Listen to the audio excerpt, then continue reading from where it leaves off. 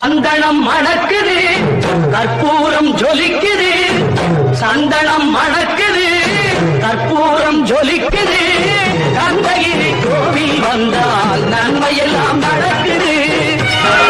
நித்தமும் பாலிலே நீராட்டுவோம், பச்சை நிறத்திலே பட்டாடை நாம் கட்டுவோம்.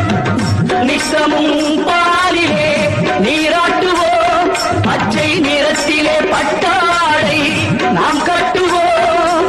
திருநீரின் தத்துவம் தந்தை என்போம், அதில் திகழும் குங்குமத்தை அன்னை என்போம்.